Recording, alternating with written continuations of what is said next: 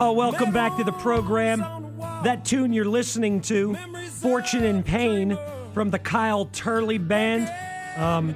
Joining us on the program right now in our Gridiron Great segment is a longtime NFL lineman, and now you can hear really talented musician and singer as well. Kyle Turley joins us on the program. Kyle, how you making out? Doing all right, man. Appreciate you. No problem, and I thank you for taking some time. I know you're doing the music now, and I wanted to start with that. But there are a lot of issues facing the NFL today, and I'll tell you what, I could think nobody better to have on the show today than you, Kyle.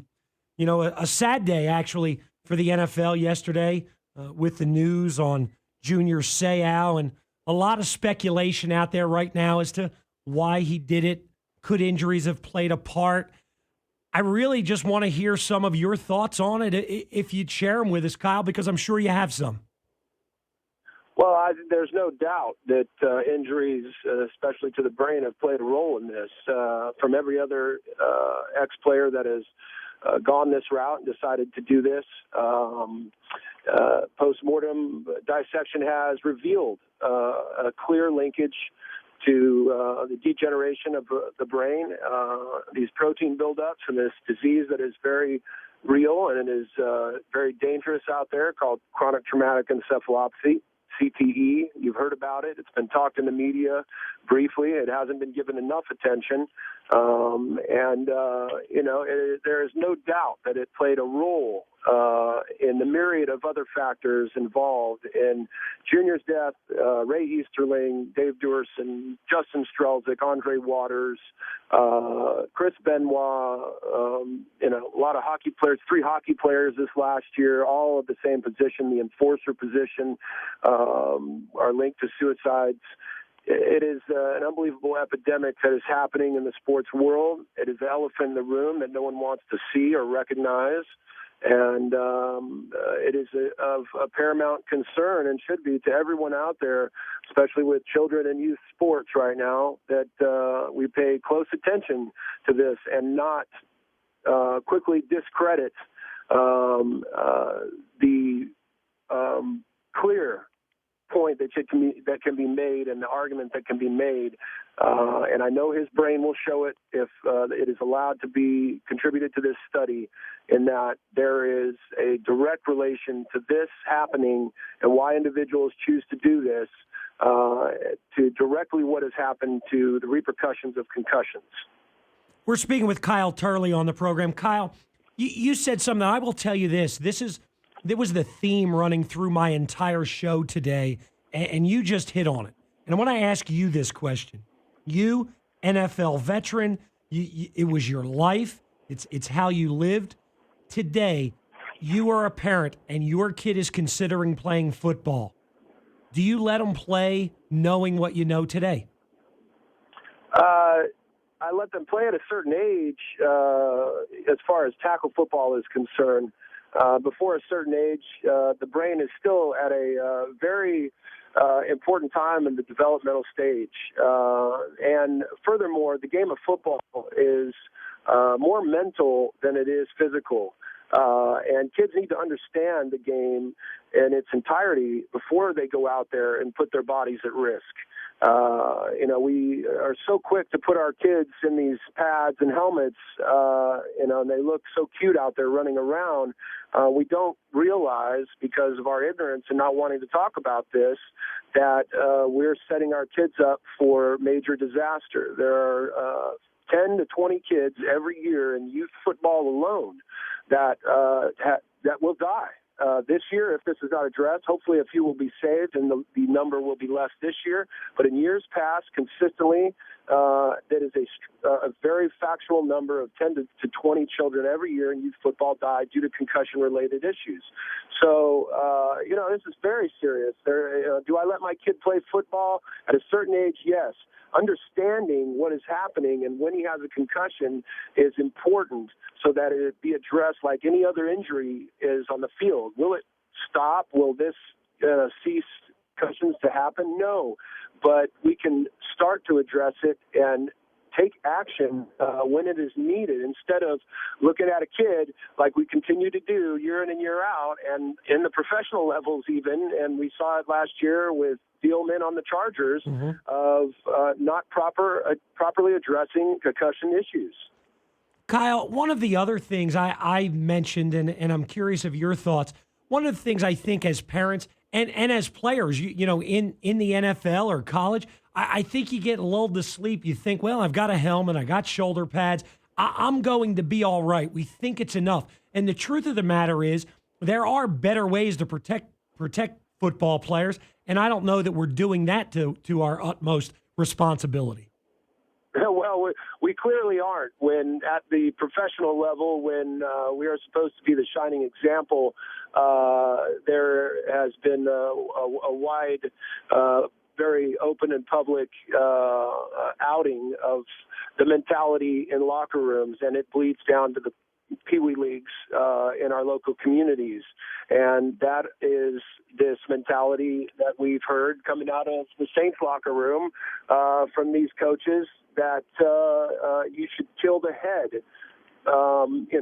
That is beyond ignorant in this day and age, and but it is yet it is an unbelievable travesty on the part of those who are in charge to address this seriously. Instead of just putting up a commercial out there, with some sirens, saying, well, concussions, know what to look for, this and that. Well, when groups like the Sports Legacy Institute and others that are out trying to educate people on concussions are getting stonewalled left and right to educate people on these issues, so that we can continue to play and play it safe. We just expect everybody to get on the Google search and know for themselves. We've just been denied access to talk to an entire youth football league in Washington State, where a kid died last year after a concussion, killed himself 3 days later, and was linked back to post-concussion, an unbelievable downward spiral that attributed no other reason to his death other than the concussion, and that from the point where he had it to where he killed himself was unexplainable to those around him, and that how severely and quickly he dropped and showed all these signs of depression, anxiety, all these other things, and then they found the kid that had hung himself. Well, we're trying to raise awareness about concussions, about this kid's story, other kids' stories, speak to these parents, these coaches, and the league stonewalls us because they don't want to scare anyone away, according to them, in fear that it might affect their participation this year in their sign-ups, because they just put $600,000 into new football fields. We're making decisions here based upon public's perception that this is just football. That's the way it is. You know what you're getting into. No, you don't. You really don't. Wow. Speaking with Kyle Turley here, it's our Gridiron Greats segment of the show, and I want to make sure we touch that, and I have another question I want to get into, Kyle, because I know gridirongreats.org, people can go there. We also have a link on our site, and I know you're heavily involved in that there are players. I know everybody sees the big $1 million contracts today, but there are a lot of players from the past in the NFL that need help, and this organization is working hard to do that. Well, we are, but that's another misconception out there. The majority of players in the National Football League don't make millions of dollars, even to this day. Especially on the new restructure of this collective bargaining agreement, you now have the rookie pool being established, bringing the college guys who will still only experience an average of a 3.5-year career that will be ended before 4-year status, which brings you to vested status of having benefits. Majority of these guys are going to end their careers with major injuries, not having made the money that everyone really thinks that people are making out there. There's only a select few guys, an elite top third of the NFL that make that money. The rest of the guys are scratching away, and granted, those paychecks are nice, but there's 16 of them, if you're lucky, to have made it through an entire season that year. And there are still a myriad of other factors that continue to plague the players in that, non-guaranteed contracts, split contracts, an unbelievable amount of pressure to play through injuries, not allow themselves to heal. These players are going to have to continue to deal with these same issues down the road. No matter how much money is involved out there, as we've seen now with Junior Seau, but they say Junior, they're going to say his financial status is now going down or whatever, because he's divorced and blah, blah, blah. When I saw on TV, he's still living on the beach in California, and I know he still has a huge restaurant, and the money might be going to his ex-wife and his kids, but there's still enough to pay his bills, and Junior came from nothing. So I know that wasn't a factor in his mind. There is a serious thing that is going on in the sports world and in our society where we continue to see things like this happen and continue to ignore it. Yeah.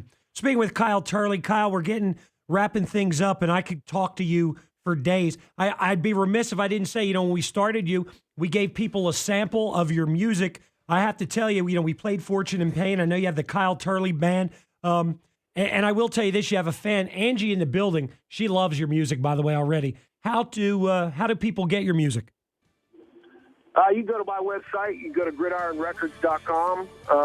But again, be focused on the charity work that I do. It all is included with it. Everything that I do is to speak about these issues. That song you played, Fortune and Pain, I wrote about Steve Gleason and his battle with Lou Gehrig's disease. And there's others as well, Kevin Turner, that are battling this, and the NFL players are experiencing this at a very high rate, way above the public sector. And, these are issues I sing about, I write about, and they're real. There's some fun stuff as well. It's not all depressing, but there's some real things that, I grew up listening to inspiring musicians, and I feel it's important that I use my platform to continue to try and spread the good word, and hopefully in my own way, in whatever small way it is, can make a difference instead of standing by and doing nothing, which is what is continuing to seem to happen.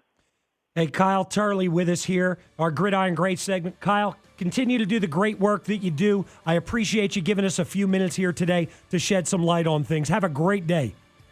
Thank you. You as well. Appreciate you. Thank you. Not just